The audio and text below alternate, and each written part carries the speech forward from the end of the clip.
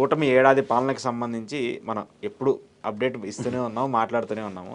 ఈ వెన్నుపోటు దినమని చెప్పేసి ఒకళ్ళు, ఇంకొకళ్ళేమో దసరా, దీపావళి అని చెప్పేసి వాళ్ళు ఇలా సెలబ్రేషన్స్ జరుగుతున్నప్పుడు మీరు ఎలా చూస్తారు? పండగంటే దండగ అన్న ఒక వర్డ్ ఉండేది.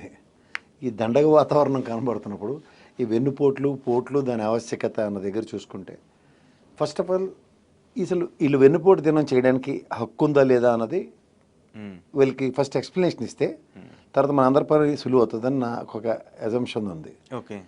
ఎందుకు అంటే కూటమి ఈ తపేల ఛానల్ని ఇట్లన్నిటితోనూ ఓదరగొట్టింది ఏంటంటే 6 బుల్లెట్లు మేము డెలివరీ చేస్తామని. ఆ 6 హామీలకి వీళ్ళు చెప్తున్న ఎక్స్క్యూజ్ ఏంటంటే మాకు దగ్గర ఫైనాన్షియల్ రిసోర్సెస్ లేవు, we are helpless, that's why we are not doing అన్నారు.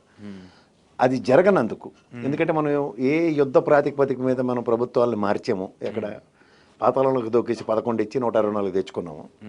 ఫస్ట్ ప్రజలు గ్రహించవలసిన విషయం ఏంటంటే నిజంగా వీళ్ళ దగ్గర డబ్బులు ఉన్నాయా లేదా, ఏం చేస్తున్నారు, చేయట్లేదు అన్నది ఒకసారి వాస్తవానికి దగ్గరగా చెప్తే, ఉదాహరణకి బడ్జెట్ అప్పు అంటే గణాంకాల మేరకు ఏడాది మార్చి వరకు ఉన్న అప్పు 81,622 కోట్లు అంటే, ఏప్రిల్ 3వ తేదీ నాటికి అప్పు 5,750 కోట్లు అంటే, మే 6న అప్పు 6,822 కోట్లు తెచ్చింది, జూన్ 3వ తేదీ అంటే వెనకాక మొన్న 7,000 కోట్లు ఎత్తుకొచ్చారు. ఈ టోటల్ 1,01,194 కోట్లు. ఇది కాక బడ్జెట్ ఇతర అప్పులు అంటారు. అంటే ఏంటి, పౌర సరఫరాల శాఖ మీద 2,000 కోట్లు, మార్క్ఫెడ్ మీద 6,700 కోట్లు, ఏపీఐసిసి నుంచి 1,000 కోట్లు, ఏపీఎండిసి నుంచి 9,000 కోట్లు, ఏపీ పవర్ ఫైనాన్స్ కార్పొరేషన్ నుంచి 710 కోట్లు. ఇవి టోటల్ 19,410 కోట్లు. ఇది కాక రాజధాని అప్పులు మన ఎత్తికి ప్రపంచ బ్యాంకు, ఏషియన్ మర్కంటైల్ బ్యాంక్ నుంచి 15,000 కోట్లు తెస్తానన్నారు. అందులో విడతల వారీగా వస్తున్నాయి. రెండోది హడ్కో అప్పు 11,000 కోట్లు, జర్మన్ చెందిన జేఎఫ్డబ్ల్యూ సంస్థ 5,000 కోట్లు ఇచ్చింది, ఇది 31,000 కోట్లు పూర్ణ కుంభం ఉంది. ఇది ఎంత కాదన్నా 1,60,000 కోట్లు అప్పు అనుకుంటే ఈ ఏడాదికి చేసేసారు. డబ్బులు ఉన్నాయి మన దగ్గర, ఇది ప్రజలు గ్రహించండి. ఫస్ట్ దీనికి వాళ్ళు చెప్పినవి ఏంటంటే, ఒకటేంటి, రైతులకు 20,000 ఇస్తున్నారు, కేంద్ర రాష్ట్ర ప్రభుత్వాలు ఇచ్చింది, ఇవ్వలేదు. రెండోది ఆడపిల్లలకి ఇంటికి 18,000 రూపాయలు వాళ్ళకి ఇవ్వాలి, అది ఇవ్వలే. రెండోది నిరుద్యోగ భృతి ఇవ్వాలి, ఇవ్వలేదు. ఉచిత బస్సు దిక్కు లేదు. రెండోది ఇంట్లో ఒక ఆడపిల్ల ఉంటే 15,000, ఎంతమంది ఉంటే అంతమంది, అదేవి ఇవ్వలేదు. ఇవి ఒకవేళ ఖర్చు పెడదాం అన్నా వాళ్ళకి 1,22,000 కోట్లు కావాలి. ఎన్ని చేయాలన్నా 1,60,000 కోట్లు అప్పులు తెచ్చి 1,22,000 కోట్లు చేయలేదు. పోనీ ఈ రెండు చేయట్లే, పోనీ అమరావతి అన్న ఇలా చిటికేసి అలా కట్టి ఇలా చూపించారా అంటే అబ్బదబ్బ జబ్బ. కంపలు కొట్టడానికి మన డబ్బులు ఎత్తుకెళ్ళిపోయి 39 కోట్లు తగలెట్టారు దానికి. మళ్ళీ నీళ్ళు నిండిపోయి మళ్ళీ నీళ్ళు తోడుతున్నారు. పైపచ్చు ఐకానిక్ టవర్స్ అంటే ఎన్జీ రంగా గారి యూనివర్సిటీ ఇక్కడి నుంచి మన తన్ని తగిలేసేస్తే ఐకానిక్ టవర్స్ అంటే గత విశ్లేషణలో నేను చెప్పాను, చూపించాను కూడా. అలాంటివి కట్టిన ఘనత వైఎస్ఆర్సీపీదే. పోనీ ఇండస్ట్రీస్ ఇలా ప్రపంచం తెరబడిపోయివన్నీ వచ్చి వీళ్ళు ఇప్పుడు కొత్తగా చెప్తుంది, నరేంద్ర మోడీ గారికి జనవరిలో ఎలక్షన్ స్కెడ్యూల్లో తిరిగి లేక ఏవైతే 2,50,000 కోట్ల దగ్గర విశాఖ పరిసర ప్రాంతాల్లో ఈ గ్రీన్ ఎనర్జీకి సంబంధించినవన్నీ వస్తాయన్నది ఇంకా అవి ఫలకాలు వేసిన దగ్గరే ఉన్నారు. భూమికి తన కన్నం తవ్వి దాంట్లో మట్టేసి పూలేసి పూర్ణకుంభం వేసిన దగ్గర. ఇక్కడ నెక్స్ట్ కర్నూలు పరిసర ప్రాంతంలో వచ్చిన ఇండస్ట్రీ ఏదైతే ఉందో అది జగన్మోహన్ రెడ్డి ఆయనలోనే అది ఎగ్జిక్యూట్ అయిపోయింది. ఇంకా మీరు ఈ రీసెంట్ పాస్ట్లో రిబ్బన్లు కత్తిరించినవి ఏమైనా సరే గతంలో మనకి కంప్లీట్ అయ్యి ఇప్పుడు కొత్తవి అయితే ఒక్కట్రాలి, కొత్త గ్రౌండ్ అయినా ఏమి లేదు. పైపచ్చి 20 లక్షల ఉద్యోగాలు కల్పిస్తామని చెప్పారు, 4 లక్షల ఉద్యోగాలు దిక్కు దివానలేదు. సో మీరు ఎప్పుడు ఎలక్షన్లో మోసం చేసినట్టే. ఏది, నిరుద్యోగ భృతి 3,000 2,000 ఇస్తానని చెప్పి కరెక్ట్గా ఎలక్షన్ నోటిఫికేషన్ దగ్గరలో 2-3 నెలలు ఇచ్చారు. అలాగే పెన్షన్ ఉన్న 1,000 రూపాయలు 2,000 చేశారు, కరెక్ట్గా ఇచ్చారు. ఇది ఇచ్చారు. ట్రాక్ రికార్డ్ అంటే 4,000 సచ్చినట్టు 5 సంవత్సరాలు ఇచ్చే పరిస్థితి మీకు జగన్మోహన్ రెడ్డి 3,000 రూపాయల్లో క్రియేట్ చేశాడు కాబట్టి ఇంకా మిగిలింది ఏముంది, పసుపు కుంకుమ ఇచ్చారు, దానికి 6% పైచీలకు ఓటు బ్యాంక్ పెరిగి కనబడింది. సరే, ఇది మీరు ఎలక్షన్లకు ముందు ప్రతిసారి మమ్మల్ని మాయ చేసినందుకు మోసపోయినందుకు వాళ్ళు వెనుపోటు దినం చేస్తారు కాదు. పవన్ కళ్యాణ్ గారు చెప్పినట్టు మీరు పండగ 2 పండుగలు ఒకే టికెట్ మీద 2 సినిమాలు చూసినట్టు, పొద్దునేమో సంక్రాంతి, సాయంత్రం ఏమో ముగ్గులు అవి పెట్టుకోమన్నాడు, సాయంత్రం ఏమో దీపాలు చేసుకోమన్నాడు, టపాకాయలు కాదు.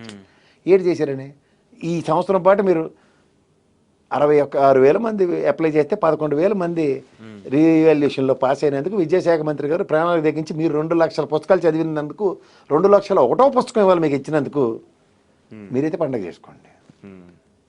అలాగే జీవో నెంబర్ 852 ఉంది, దీని గురించి ఒకసారి చెప్పి తర్వాత మనం వెళ్ళిపోతే ఈజీ.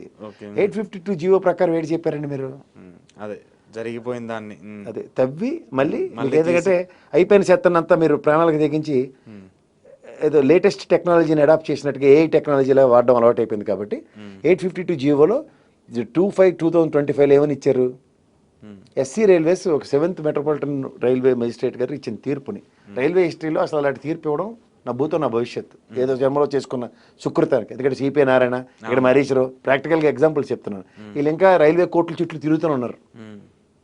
ఇంకా సిపిఐ నారాయణ అయితే కాటికి కాల్ చేసిన వయసులో కూడా ఇంకా కేసు నంబర్ తిరుగుతుంది, ఇంకా ఆయన ఒప్పుకుంది కాబట్టి. ఇలాంటి దగ్గర మనకి ఒక సత్వర న్యాయం జరిగింది. మీరు ఏ ప్రాతిపదిక మీద అండి అది మళ్ళీ కేసు రీఓపెన్ చేస్తారని ఎవరు మీరు పబ్లిక్ ప్రాసిక్యూటర్ గారికి డైరెక్షన్లు ఇచ్చేసి ఎవరెవరికి నోటీసులు ఇచ్చారు దాంట్లో? సీనియర్ డివిజనల్ సెక్రటరీ సెక్యూరిటీ కమిషనర్కి, పబ్లిక్ ప్రాసిక్యూటర్ హైకోర్టుకి, అలాగే PS to the minister of హోమ్కి, PS to the principal secretary హోమ్కి ఇచ్చారు, ద లా సెక్రటరీకి డిపార్ట్మెంట్కి ఇచ్చారు. సిఎండి ఏంటో నాకు తెలియదు, లా బ్రాకెట్లో సీ పెట్టారు. మీరు లా మినిస్టర్ గారికి మొన్న ఫస్ట్ ర్యాంక్ వచ్చింది కదా మళ్ళీ అనమాట, ఆయనకి ర్యాంక్ ప్రకారం ఆయనకి నోటిఫికేషన్ ఇచ్చారా? బాబు ఇది హైకోర్టు ఎవ్వరో ఇదేదో నాకు చూడు వీళ్ళకి ఇద్దాం, మళ్ళీ వీళ్ళందరికీ తిరిగి బుక్ ఓపెన్ చేద్దామని. ఆయనకు కూడా నోటీసులు లేదు. అంటే హోంమంత్రి గారు సెక్రటరీకి వాళ్ళ ఆఫీస్కి ఇచ్చారు అంటే హోమ్ మినిస్టర్ గారు నోటీసులో లేదు. ఎగ్జాంపుల్ చెప్తున్నా. పైపించి కాపు సామాజిక వర్గం నాకు ఓట్లు మీరు ఎత్తేనే గెలుస్తాను, మీరు లేకపోతే నేను గెలవలేను, నాకు రాజకీయాల్లో మనకు సామాజిక వర్గానికి నేను ప్రతినిధిగా నిలబడితే ఆశ్చర్య నాకు ఓట్లు లేరని బెదరగొట్టిన పవన్ కళ్యాణ్ గారికి తెలియచేశారా తెలియచేశారా? మేబీ ఆ తర్వాత మీరు ఊరు గాబరా పడిపోకండి మీరు. ఆ తపేల స్థానాల్లో ప్రభావితం కాకుండా ప్రజలకు కొన్ని తెలియజెప్పాలి. ఈ ప్రకారం చూస్తే క్యాబినెట్లో హోమ్ మినిస్టర్ గారు లేరు, ఉన్నారు. హోమ్ మినిస్టర్ గారు ఉన్నా లేకపోయినా లా అండ్ ఆర్డర్ అంతా గౌరవ ముఖ్యమంత్రి గారి దగ్గర ఉంది కదా. ఈవిడికైతే సభకు నమస్కారం. ఒకవేళ పవన్ కళ్యాణ్ గారు రోల్ ప్లే చేస్తున్న దగ్గర, అలాగే లా మినిస్టర్ ఫరూక్ గారు చేసిన దగ్గర వీళ్ళిద్దరు నోటీసులో లేకుండా ఇది ఎలాగ ఉంది? అట్లీస్ట్ మినిస్టర్ ఆఫ్ లాకైనా ఇవ్వాలి కదా. అది లేకుండా సెక్రటరీ స్థాయిలో వాట్ ఈస్ దిస్ డెలిబరేషన్స్? ఇది మీకు మళ్ళీ వాళ్ళ పొద్దున్న తపేలా ఛానల్లోనూ కొంతమంది అత్యంత ప్రముఖులు మాట్లాడుతున్న మాటల్లో కుమార్ విశ్వజిత్ గారు ఇచ్చారు, ఎవరు principal secretary for government. GO ఈ బ్యూరోక్రాట్స్ ఇంకా వైఎస్ఆర్సీపీ తరఫున ఉన్నారు, వాళ్ళు ఎవరో మాకు చెప్పకుండా ఇచ్చేస్తారంటే ఫస్ట్ ఈయన సస్పెండ్ చేశారు. తర్వాత మీ తపేలా ఛానల్లో చెప్పిన న్యూస్ ప్రకారం అయితే బాసేట బ్రహ్మాండమైన ఫెయిలర్ ఇచ్చారు. 852 జీవోని మేము విత్డ్రా చేసుకుంటున్నాం అని చెప్పారు. విత్డ్రా చేసుకున్నాం నిన్న మార్నింగ్ చెప్పారు. మీరు గాబరా పడొద్దని చెప్పాను. తపేలా ఛానల్లో కవర్ చేసి కార్యక్రమం పెట్టకండి. జీవో ఫిజికల్గా 852 జీవో రద్దు చేయబడిందని గవర్నమెంట్ నుంచి నోట్ వచ్చింది. ఎందుకంటే 852 జీవో మార్కెట్ ఎలా దావనంలో ప్రవహించిందో ఉభయ గోదావరి జిల్లాలోనూ కాపు సామాజిక వర్గాల్లో అతిరథ మహారాజులు ఏ విధంగా డిసెంట్లు తెలియజేస్తున్నారో, కరివేపాకులో మమ్మల్ని తీసి వాడుకుని పడేస్తున్నారు అన్న దగ్గర పెద్దలు ఇప్పుడు, ఎందుకంటే ముద్రగడ పద్మనాభ గారును హరిరామజోగయ్య గారు లాంటి పెద్దవాళ్ళు రిటైర్ అయిపోయారు, కాడొదిలేశారు, ఉద్యమం చేయలేని పరిస్థితిలో నిస్సాయ స్థితిలో ఉన్న దగ్గర అతిరథ మహారాజులుగా పరిగణిస్తున్న కాపు సామాజిక వర్గంలో పెద్దలు చిన్నమల్లి వెంకటరాయుడు గారు కానీ, లేకపోతే సంకటి లక్ష్మణరావు గారు కానీ, అలాగే బండి శ్రీనివాసరావు గారు కానీ, అలాగే తోట రాజేష్ గారు కానీ, లేదంటే ఎర్రంచెట్టి అంజిబాబు గారు కానీ, అలాగే మాజీ న్యాయమూర్తి కాపు బీఎస్సీ కార్యదర్శి గారు బీజేపీ చిత్తూరు జిల్లా అధ్యక్షుడు కూడా ఉన్నారు. వీళ్ళు ఎవరైనా బలిజ్ సామాజిక వర్గం నుంచి సామాజిక వర్గంలో కాపుల్ని కరివేపాకులో తీసేస్తున్నారన్న రావణ కాష్టని దానంలో వాళ్ళ ఉద్యమానికి నేను నా పాత విశ్లేషణలో చాలాసార్లు చెప్పాను, 3-4 నెలల క్రితం నుంచి చెప్తున్నా. ఇది ఒక బడబాగ్నిలో ఉంది. పైకి మీరిద్దరు అన్నదమ్ములు సవాల్లాగా వాళ్ళ పుస్తకాలు ఇచ్చి 2 లక్షలు ఒకటో పుస్తకం తీసుకున్న మీరు పవన్ కళ్యాణ్ గారు చదవడానికి కూర్చున్న శ్రద్ధ ఇక్కడ క్షేత్రస్థాయిలో మానసిక సంఘర్షణ అనుభవిస్తున్న ప్రజల మీద, మీ సామాజిక వర్గం మీద చిత్తశుద్ధి. అది మీ అన్నగారు కూడా దగ్గర 18-21% ఓటు బ్యాంకులతో దగ్గర 18 మంది గెలిచిన ఉదంతం. ఇదే 18-20% రాష్ట్ర వ్యాప్తంగా మొత్తం 164 స్థానాలకి ఆ సామాజిక వర్గం చేసిన కృషి. మిమ్మల్ని చిన్నపిల్లని చేసి ఎవరెవరితోనో ఈ విధమైన జీవో ఇప్పిస్తే మీ బాధ్యత ఏది? ఎందుకంటే మీకు తెలిసి క్యాబినెట్ నిర్ణయం అన్నప్పుడు ఖచ్చితంగా మీకు బాధ్యత లేదని అర్థం.